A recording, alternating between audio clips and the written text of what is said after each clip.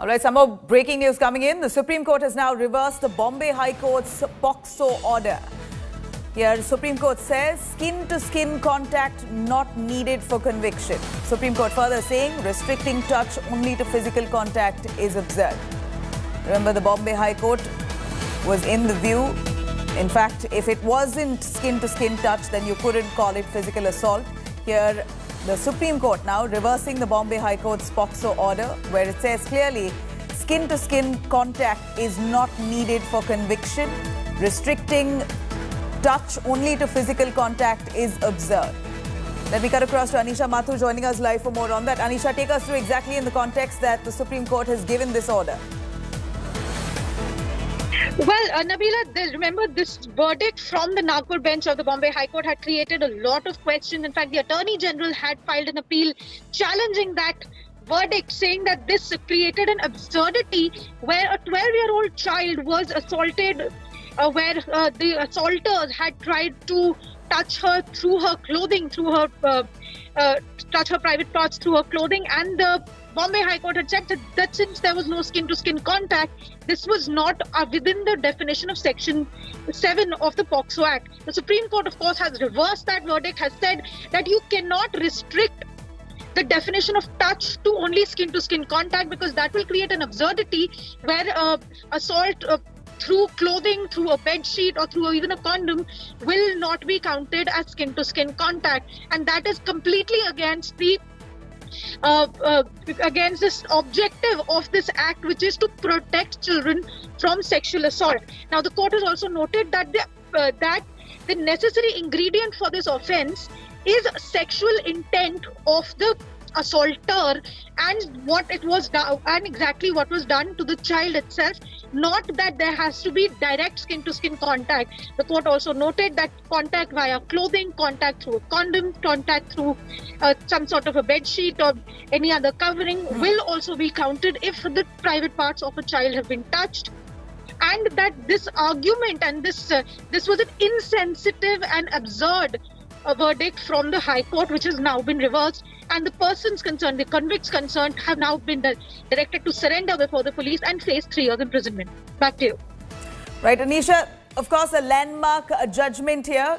The Supreme Court now reversing the POCSO order given by the Bombay High Court. Skin-to-skin contact not needed for conviction is what the Supreme Court says. Restricting touch only to physical contact is absurd. Remember, the Bombay High Court had said, based on a complaint that was filed after a child was assaulted, that the Bombay High Court had observed it was not necessary that unless, in fact, it said unless the person touched the skin of the woman, only then it would mean assault. But here the child was fully clothed, but her private parts were came into contact with those men who tried to abuse her, and the Bombay High Court observed that that was not physical assault or sexual assault. Here, Supreme Court now reversing the Bombay High Court's POCSO order, saying very clearly skin-to-skin contact is not needed for conviction in a case like that. Restricting touch only to physical contact is absurd. Anisha, what more do you think the Supreme Court, while hearing this matter, what more has it said in terms of sexual assault while observing this POCSO Act by the Bombay Court? Well, I'll just read out some of the observations that the court has made with regard to this. Justice Bhatt in particular has given a separate concurring opinion where he has said that one cannot be unmindful of the circumstances in which this law exists, that there is a distinction between the assault as defined under IPC under 354 and the assault that is defined under POCSO, which was specifically created to protect children. They said that there could the circumstances in which a physical contact occurs has to be looked into.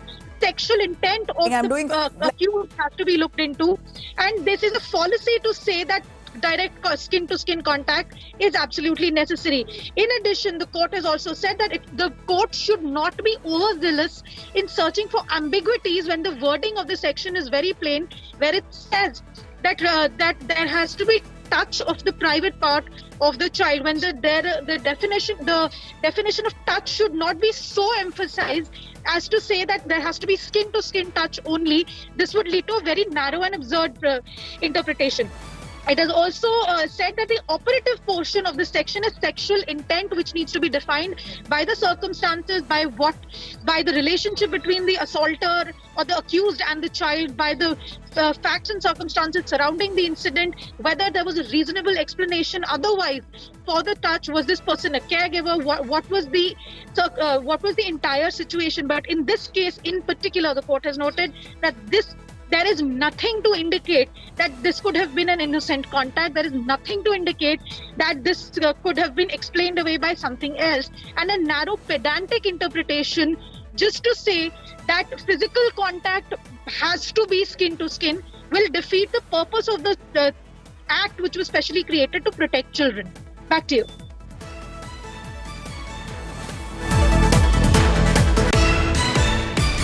Anisha, thank you very much for joining us with those details. A landmark order by the Supreme Court here, as the Supreme Court now reverses the Bombay High Court's POCSO order, says very clearly, skin-to-skin contact not needed for conviction.